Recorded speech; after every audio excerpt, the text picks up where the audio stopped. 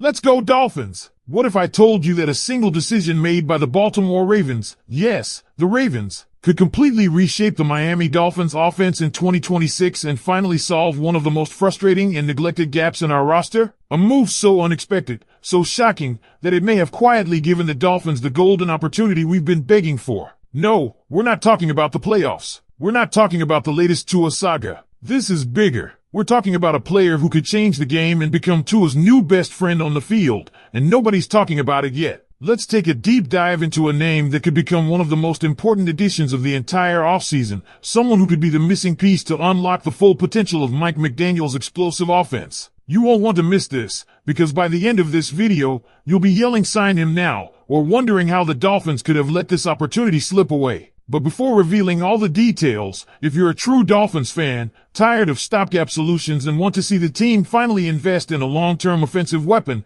click the like button right now. And if you've been a die-hard Dolphins fan for over 20 years, I want to know your opinion in the comments. Type, "Go Dolphins." My heart bleeds blue and orange. Now, let's get to the full story. Alright, here's the deal. The Baltimore Ravens just locked in Mark Andrews with a surprising 3-year, $39.3 million extension, paying him $13 million per season. At 29 years old and with his recent decline in explosiveness, many expected the Ravens to move on, especially with Isaiah Likely waiting in the wings, just 25 years old and full of upside. But they didn't. They doubled down on Andrews, a decision that has raised eyebrows across the league. Why does this matter to the Dolphins? Because it likely means Isaiah Likely is about to hit free agency, and Miami could be the perfect destination. Let's talk about Likely. This guy isn't just a backup tight end. He's a high upside playmaker with elite receiving traits, especially dangerous in the red zone. At 6 feet 5 inches, 250 pounds, and still just 25 years old, Likely was drafted in the 4th round out of Coastal Carolina in 2022.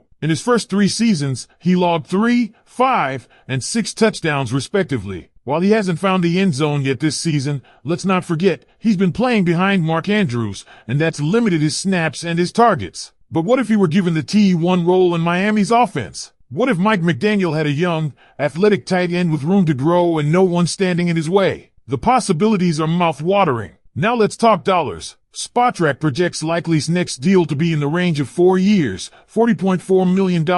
That's just over $10 million a year. For a potential franchise tight end with this kind of profile, that's a bargain. Compared to other recent deals, David Njoku got 4 years, $54.7 million at age 25. Dawson Knox got 3 years, $29 million. Hunter Henry, 3 years, $37 million. The point is, tight ends with similar or even lesser profiles have commanded serious money. And yet, Likely's projected deal is completely in reach for Miami. Let's not forget the revolving door at tight end under McDaniel. It's been nothing but short-term patches. Mike Gesicki in 2022, Durham Smythe in 2023, Jonnu Smith in 2024, and now in 2025. We're looking at Darren Waller and Julian Hill. This has to stop. Enough with the Band-Aids. The Dolphins need to invest in a long-term solution, someone to build around for the next 3 to 5 years, not a veteran holding the spot on a 1-year rental. Jalen Conyers is the only tight end under contract for 2026, and he's currently injured. Darren Waller, on a 1-year deal. Greg Dulcich, also a 1-year rental. Julian Hill, in the final year of his contract. The Dolphins are staring down a nearly empty tight end room next offseason. What Likely offers is more than just stats. His athletic profile, his size, and his ability to stretch the middle of the field make him tailor-made for McDaniel's scheme. Even in a down year with injuries, Likely still grades as a solid contributor in advanced stats like yards per route run and QB rating when targeted. And all this as a backup. Imagine what he could do as a featured target in Miami's creative, fast-paced system. But wait, it gets even juicier. The 2026 free agent class is expected to include a surprisingly deep group of tight ends: Kyle Pitts, Cade Otton, Chig Okonkwo, Dallas Goedert, Noah Fant, all young, all talented, and all potentially available. So sure, Miami has options. But when you compare the age, upside, and contract value, Likely stands out as perhaps the best fit. He's not a flashy name like Kyle Pitts,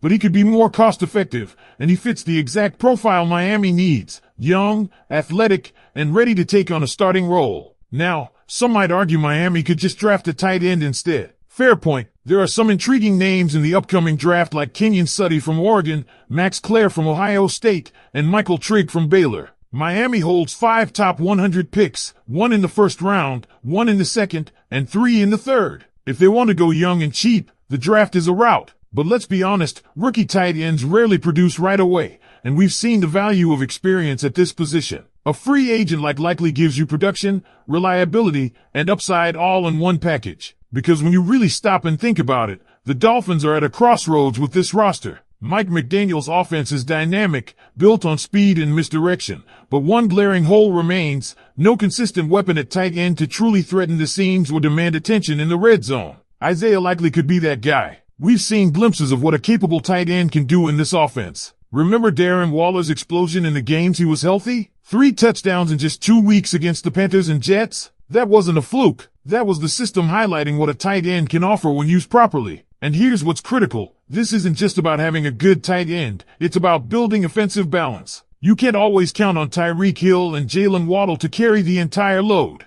Defenses are already adjusting, rolling double coverage, pressing hard at the line. But you throw in a 6 feet 5 inches, 250-pound tight end with soft hands and red zone polish? That changes everything. That creates matchup nightmares. Linebackers can't keep up with him, safeties are too small to handle him, and corners are too busy worrying about the outside threats. But let's not sugarcoat it. This won't be a cheap move. Likely we'll have other suitors. Teams across the league are desperate for affordable young talent, and with his resume, he'll attract attention. That said, the Dolphins can make it work. If Chris Greer and the front office prioritize tight end, they can offer a deal in that $10 to $11 million per year range. A perfectly reasonable number for a player who could become a focal point of the offense. Now, if the Dolphins decide to wait until the draft, they better be ready to invest a premium pick. Tight ends like Kenyon Sutty from Oregon aren't going to fall to the 3rd round. You want that kind of top-end talent, you need to be aggressive. But even then, rookies are a gamble. There's no guarantee they adjust quickly to NFL speed, blocking assignments, and complex reads. With likely, you're buying a proven commodity. You're skipping the development curve. And listen, Dolphins fans, we've been through this cycle too many times. 1-year rentals, stopgaps, hopes that never pan out. Mike Gesicki wasn't a fit in this system. Durham Smythe was solid but limited. Jonnu Smith had moments but was never the long-term answer.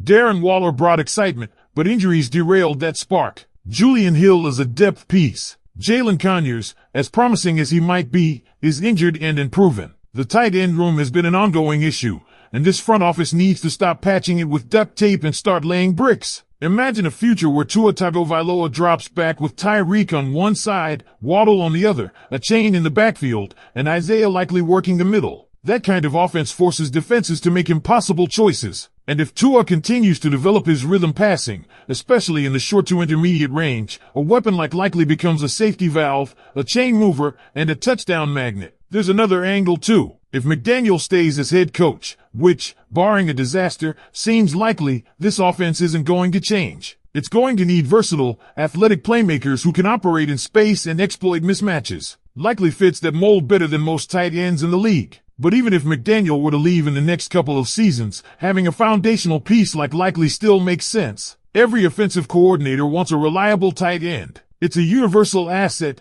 and Miami hasn't had one since, well, it's been a while. So the question becomes, how bold is this front office willing to be? Do they take a swing at a rising